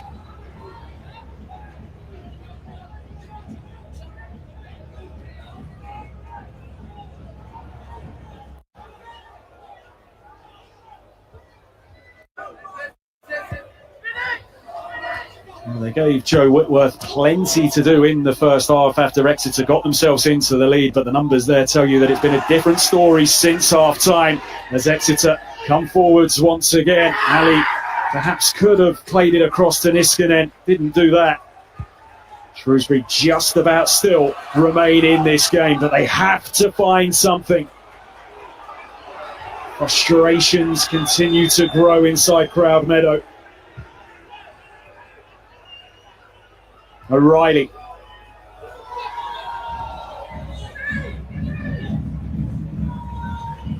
Now Benning. Free kick to Shrewsbury. Another set piece opportunity for. Have to make one of these situations count. Can they find the right ball into the box? Yeah, really need to try and give something for these Shrewsbury fans to cheer about, even if it's just a good chance. Like you said, no shots on target in the second half. Lacked that creativity that they were finding at ease in the first half. Want to get back into this game. It needs to happen sooner rather than later. Just the one touch inside the opposition penalty area since half-time. Benning's ball in. Feeney loops it back across goal. Back in once again by Feeney. Now Aitchison trusts his touch on the edge of the area, but Rossiter steps in.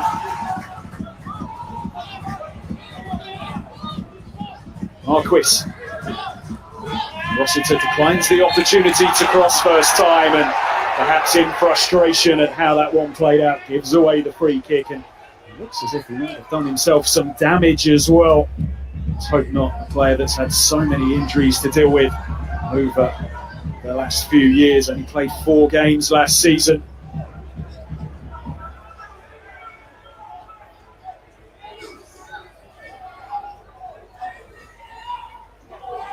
Remains down here, Jordan Rossiter.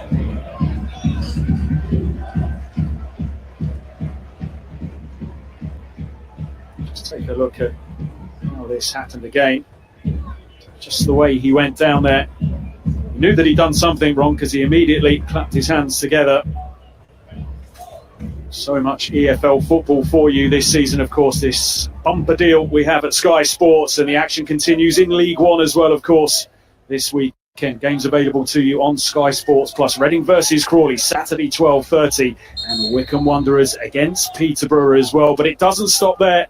We also have football on offer for you from League 2. Same time Saturday, Sky Sports Plus, Accrington against Barrow.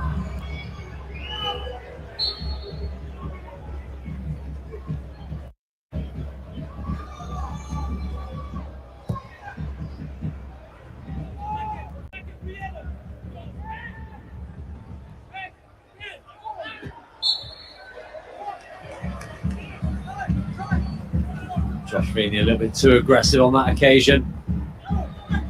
Again, it's made such a difference, this Exeter team in the second half. Touched on his physicality, but his know-how as well, knowing where to position himself when Exeter have the ball in possession. Starts on the other side of the Shrewsbury defenders and comes in front of them late on. Very difficult for a defender to mark. All forwards, but it goes straight to Ryan Woods, who seems like a magnet at times in that part of the pitch.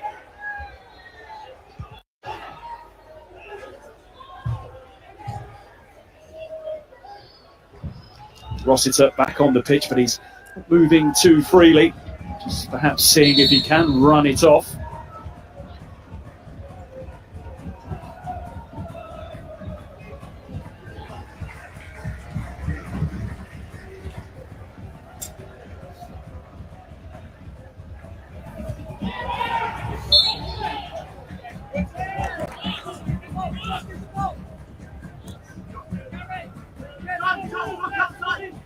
Well, 2 goals at the weekend for John Marquis, 2 goals at the weekend as well for George Lloyd, but long-term goal scoring has clearly been a problem for Shrewsbury. Yeah, there's a few seasons there where I was playing as well, so... Who joined the club in 2018? Thanks to the graphics guys for that, but yeah, it's been going downhill. But no, yeah, it's definitely been a problem, and when you look at the resources of the football club, it's always hard to find the expensive players which are going to be the difference makers at the top end of the pitch, and we've seen that hasn't been the problem. The problem today hasn't been building and getting there, it's just that final little bit and the moment of quality, whether it's a pass, a cross, or ultimately a finish. And unfortunately this year they've been shipping goals as well, which obviously finds them where they are in the league at the moment.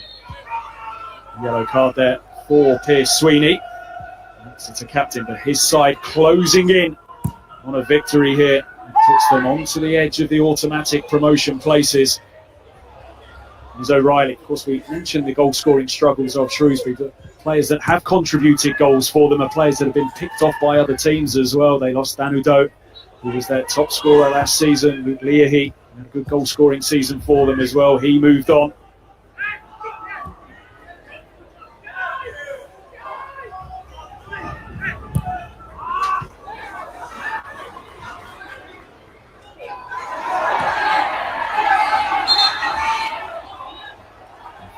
There's a pause to play here.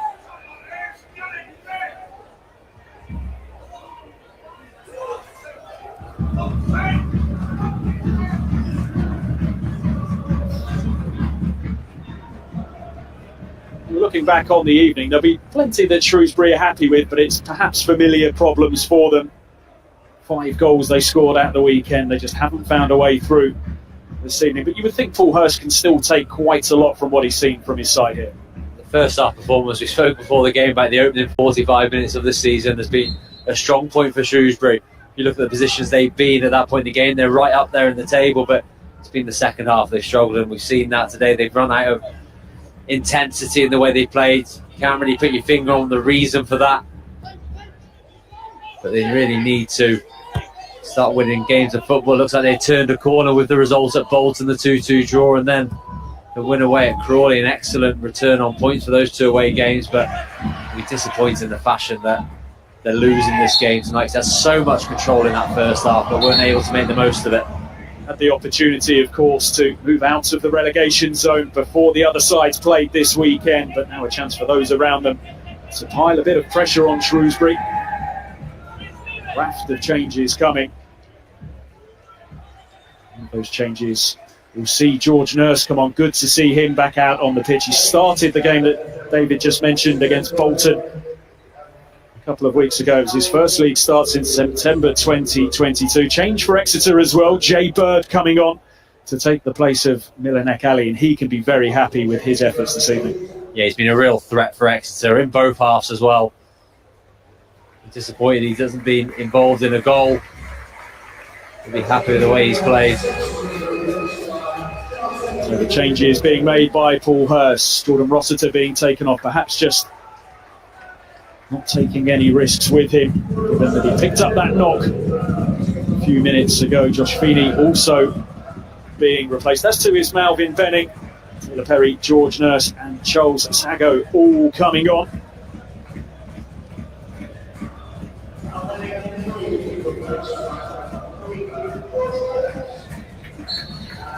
Confirmation of that trio of Shrewsbury changes.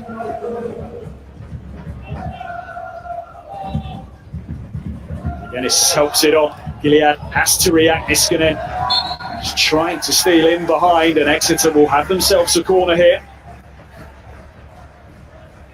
Lovely little touch from him again. It's got him nice and early. Slight flicks. Gilead has to recover while Niskanen was there ready to take the opportunity.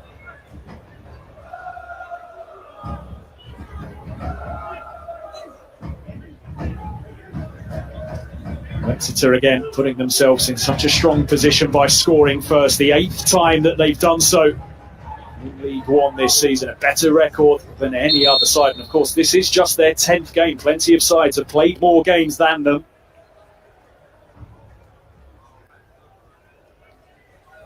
Referee just having a word there with Alex Gilead and John Lee Nifeko. Corner work short this time.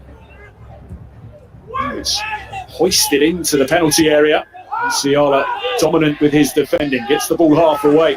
Here's Kramer. Now Woods whips it across towards the back post. McGuinness gets his head to it. George Lloyd in the way for Shrewsbury. A deep cross. Shrewsbury's line wasn't great. Like McGuinness is all on his own. Some players pushed up, some players stayed in. Important for George Lloyd to get his head on that. Exeter in no rush at all to take this corner, managing the time. Closing in on another 3 points, closing in on what would be a 6th league win of the season. Dropped in right towards Toby Savin. It's an area that Exeter have targeted so many times this season from corners.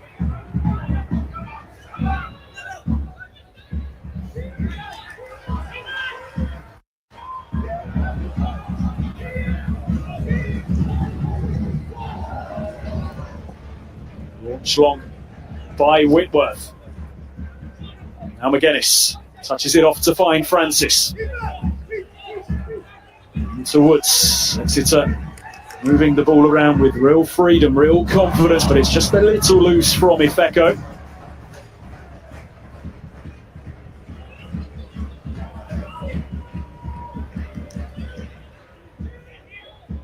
Laid off by Sago.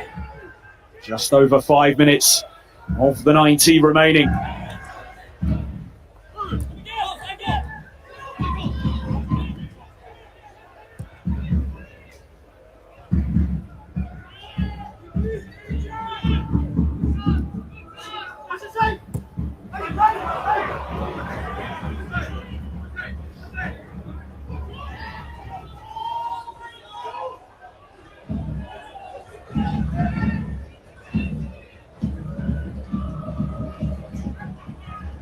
Woods demonstrating his passing ability once again. He arrows it out to find the substitute, Jay Bird.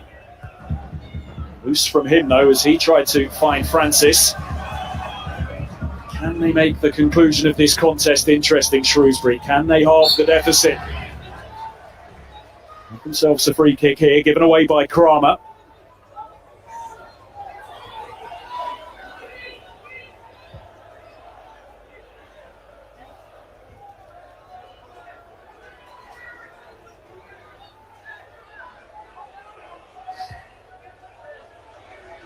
Chance to strike here for O'Reilly, but he drags his effort wide. Shots of desperation perhaps now for Shrewsbury with time ticking down. Well, they tend to give managers a chance at Exeter. Gary Caldwell, a landmark night for him. His 100th game in charge. What is he building right now? He is just the 3rd permanent Exeter manager in the last 17 years. Of course, Paul Tisdale had that long run leading the club, 12 years in charge. Then Matt Taylor, he had over 4 years. Gary Caldwell appointed back in October 2022, and the signs look good for them right now, David. Yeah, terrific run of form. Looks so solid, haven't they? Shrewsbury had those attacks in the first half, defended resolutely, and it's just like they've done all season. They just need to do things efficiently.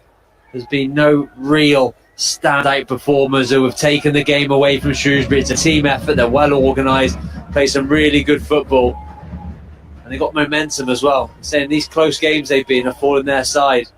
They're very comfortable about the ball. That's a good habit to have, that they look in control and they're happy to sit in their shape. And then they got options on the bench as well. The substitutes made a huge difference today, and that a lot of credit has to go down to Gary Caldwell for that as well. Very proactive. A lot of managers wouldn't make the substitutions at half-time. You're winning 1-0, you'd let them play out a little bit longer, maybe make the changes at 55 minutes an hour, but he thought that he needed to change momentum, and it's really worked. On course to move into 4th place in League One. What could this season lead to for Exeter City? Exeter City, who have never played in the 2nd tier of English football. Ojo. To Sago.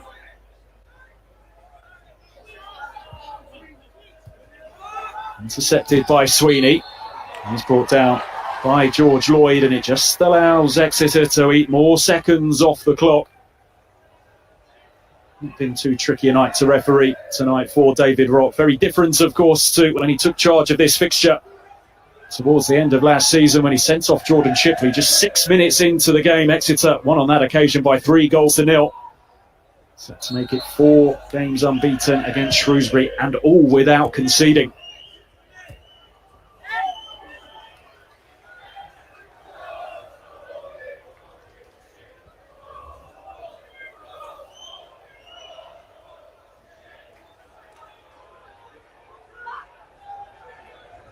Guinness tries to keep it in play.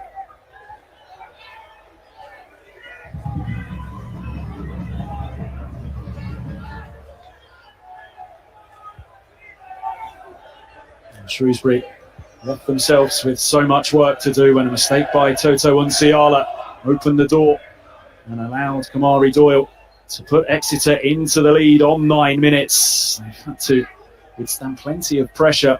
Most of that pressure coming in the first half, but very much is looking job done here tonight for Gary Caldwell's team.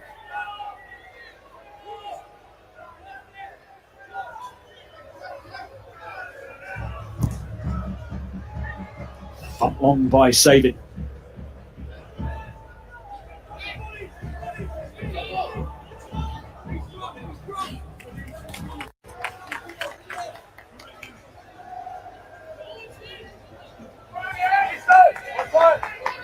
Well, we hyped him up before the game. 5 saves he's had to make tonight. Really impressive performance, particularly in the first half, Dave, and he is your player of the match this evening. Yeah, I spoke about how efficient Exeter were as a team, but there are big moments in that first half where Shrewsbury had opportunities to get back into the game, and it was Joe Whitworth who kept the ball out the back of the net like he's done time and time again this season. Ever-growing importance in this Exeter side. And for that first half performance, I think he deserves it. Of course, on course for that record 6 successive clean sheets in all competitions, which is something Exeter have never done before. Cross swung in. He's kept in play. No problems here for Jack McMillan, who can just bring the ball up to McGuinness.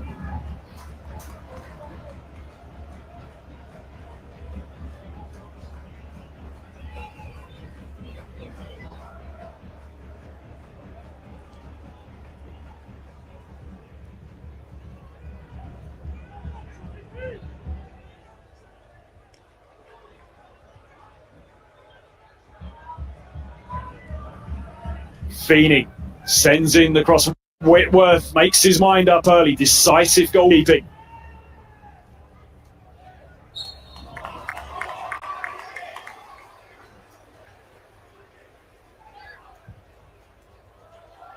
Sent long, Niskanen almost got on the end of it. Toby Savin off his line quickly. Gilead doesn't feel like there's too much belief by Shrewsbury. They can find a goal here to give us a dramatic conclusion to this game. But who knows, they have a free kick here. Just over 2 minutes of stoppage time remaining.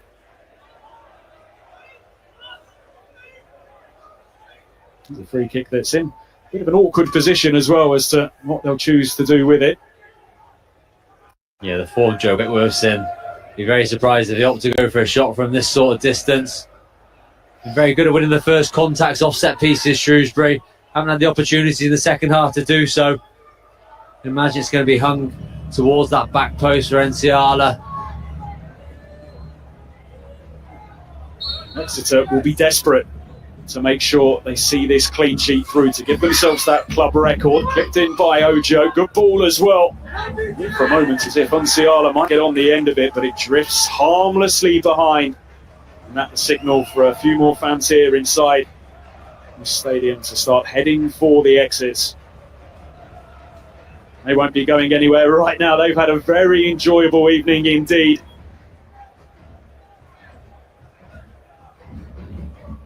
Contrasting feelings.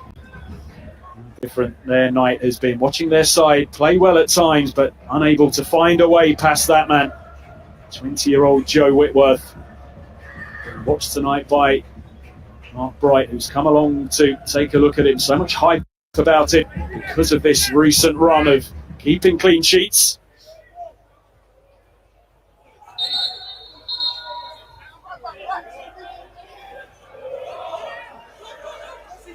Some tricky moments for Exeter to negotiate here tonight, Dave, but I have the look of a side who could go on to have a very good season indeed.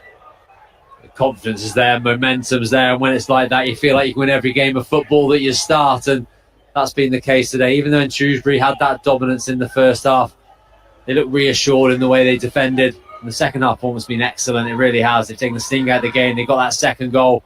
It's been total control since then. O'Reilly has a go. His effort crashes against Ifeko. And there is the full-time whistle.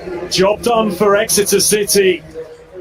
Gary Caldwell's landmark night, his 100th game in charge, and it's a night which ends with his team 4th in League One, having achieved 6 successive clean sheets in all competitions.